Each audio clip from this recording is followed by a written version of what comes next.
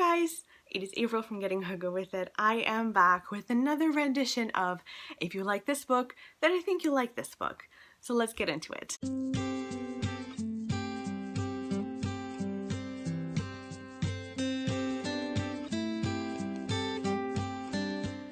I have quite a few books that I want to share with you that if you liked one of these books, I think you'll like another. So first up is The Girl on the Train. This was a huge thriller not so long ago, and this follows a woman who basically is quite a drunk. She drinks a lot, and she gets on the train every day and just rides the train.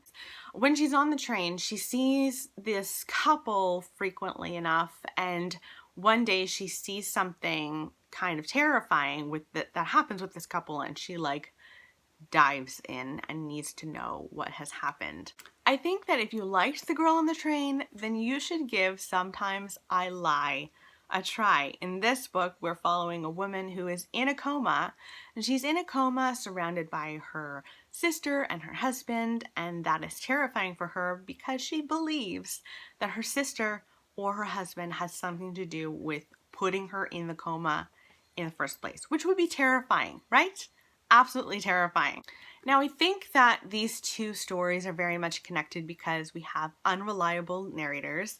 This narrator says, sometimes I lie, so you know that you can't always believe her. We've also got these very confusing relationships with exes in both storylines. In Girl on a Train, she's quite obsessed with her ex, and then in Sometimes I Lie, she's getting together with an ex when she knows that she shouldn't be doing that. And both of these books explore the concept and the experience of infertility, which I actually really appreciated in both scenarios. I didn't think that I thought they handled it really, really well as someone who's gone through infertility.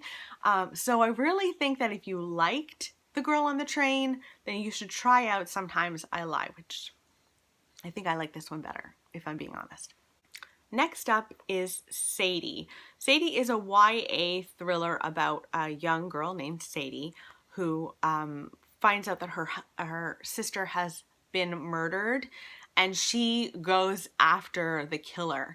Now, Sadie has gone missing since she's gone looking for the killer of her sister. You follow her storyline where she's trying to figure out what happened to her sister, and then you also follow a podcast creator who has learned about this case and is trying to actually find Sadie because she's gone missing. And so he interviews all sorts of people who have known her and tries to solve this mystery. I think that if you liked Sadie, I think you would like Dead Girls by Abigail Tartlin. This is about a young girl who is attached at the hip to her best friend. They're quite young, I don't remember, 11 years old, and she goes after the killer of her best friend. She uses a Ouija board, and there is definitely supernatural elements in here that are not in Sadie, but if you really liked that revenge story that Sadie had, I think you should read Dead Girls, and I definitely liked Dead Girls a lot more. It's missing the whole podcast thing. That's not an element. There's no comparison at all. It's that revenge kind of story. I just loved it. Next up is The Death of Mrs Westaway by Ruth Ware. This is a gothic-y kind of mystery where you meet a woman who is down on her luck. She's not doing well in her life. She really is struggling financially. She receives a letter in the mail that says, your grandmother died and is going to give you all sorts of money. And she knows that it's not her grandmother, but she's so down on her luck that she's like, well, I'll just go. And so she goes to the funeral. She goes to this enormous house that may or may not be bequeathed to her. And you find out the history of this family. And so I think if you liked The Death of Mrs Westaway, then you should read The Secret Keeper by Kate Morton.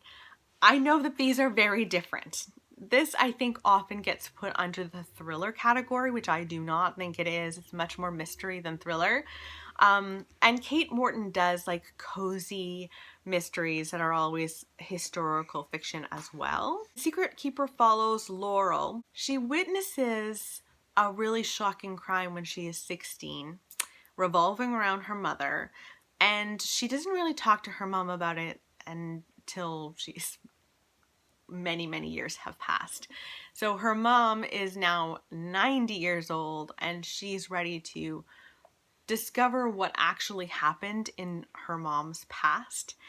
And I think that these two go so well together because they're kind of gothic mysteries. They both got that gothic vibe. They both got grand houses, and they both have mysteries surrounding their mother's past. And mistaken identity is both in both of these books, and I just think that they are linked in this lovely way. So if you liked The Death of Mrs Westaway, try out The Secret Keeper by Kate Morton. Okay, finally is another big thriller. It's The Silent Patient. So this is about a psychotherapist who is trying to discover what has gone on with this one case in particular of a very seemingly happy couple. The wife in this couple shoots her husband 5 times in the face and then refuses to talk. And he needs to know what has happened, and he's trying to lure this information out of her. Now, I know that this is a little bit of a stretch, but just bear with me. I think you might want to read Alias Grace. The reason that I think these two are linked is they both follow murderesses. In Alias Grace, you meet Grace Marks, who murdered, or was said to have murdered, her boss and her boss's mistress. And in both of these, we have doctors who are trying to lure the truth out of their patients, and both doctors kind of, I don't know, have this weird soft spot in their heart that's a little bit creepy for their patients. And I just think that this is a good combination. This is literary fiction though. This is just a thriller. So I think if you're ready for a step up, also historical fiction based on a true story in Canada, read Alias Grace. I also have another suggestion though. So if you liked The Silent Patient, I also think you might want to read Night Film by Marissa Peschel. So the reason that I think these two go so well together is they follow characters that don't speak for themselves, and so you're learning about the characters from other people who knew them.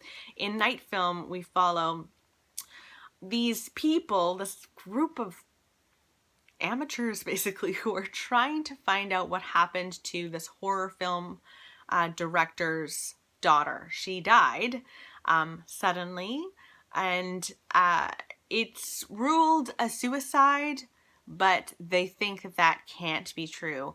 This horror director has a very sordid past. He directs movies that are so graphic and terrifying that they're basically banned from theaters. So there's this undercover group of people who follow him and adore him and revere him and what happened to his daughter. So you find out about what happens to Ashley Cordova by meeting all sorts of people who knew her. And both of these women have that where they really don't have a voice. One because she decides not to talk, and one because she's dead. But they're both terrifying women as well because they don't have a voice, and how they're depicted is quite terrifying. So I think that if you liked The Silent Patient, you should give Night Film a try.